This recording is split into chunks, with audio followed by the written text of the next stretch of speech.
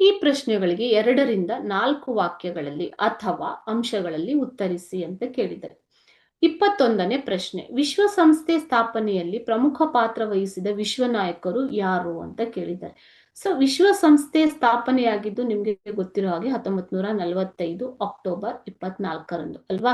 So ಈ ಒಂದು ಸಂಸ್ಥೆಯ ಸ್ಥಾಪನೆಗೋಸ್ಕರ ಶಾಂತಿಯ ಉದ್ದೇಶದಿಂದ ಸ್ಥಾಪಿತವಾದ ಈ ಸಂಸ್ಥೆ 1942ರಲ್ಲಿ ನಡೆದಂತಹ ಒಂದು ಸಮ್ಮೇಳನದಲ್ಲಿ, ಓಕೆ, 1942ರಲ್ಲಿ ಜನವರಿ 1ರಂದು ನಡೆದಂತ ಸಮ್ಮೇಳನದಲ್ಲಿ ವಿಶ್ವಸಂಸ್ಥೆಯ ಸ್ಥಾಪನೆಗಾಗಿ 26 ರಾಷ್ಟ್ರಗಳು ಭಾಗವಹಿಸಿದ್ದವು. ಸೊ ವಿಶ್ವದ ನಾಯಕರು, ಅನೇಕ ನಾಯಕರು ಇದರ ಮುಂಚೂಣಿಯತ್ವವನ್ನು ವಹಿಸಿದ್ದರು. ಸೊ ಆ ನಾಯಕರು, ವಿಶ್ವ ನಾಯಕರು ಯಾರು ಅಂತಂದ್ರೆ ಇಂಗ್ಲೆಂಡಿನ ವಿನ್ಸ್ಟನ್ ಚರ್ಚಿಲ್, ರಷ್ಯಾದ ಜೋಸೆಫ್ ಸ್ಟಾಲಿನ್ ಹಾಗೂ ಅಮೆರಿಕದ ಫ್ರಾಂಕ್ಲಿನ್ ರೂಸ್ವೆಲ್ಟ್. ನಿಮ್ಗೆ ಗೊತ್ತಿರೋ ಹಾಗೆ ಅಮೆರಿಕದ ಫ್ರಾಂಕ್ಲಿನ್ ರೂಸ್ವೆಲ್ಟ್ ರವರು ಈ ಒಂದು ವಿಶ್ವ ಸಂಸ್ಥೆ, ಯುನೈಟೆಡ್ ನೇಷನ್ಸ್ ಎನ್ನುವಂತಹ ಪದವನ್ನ ಚಾಲ್ತಿಗೆ ಕೂಡ ತಂದರು.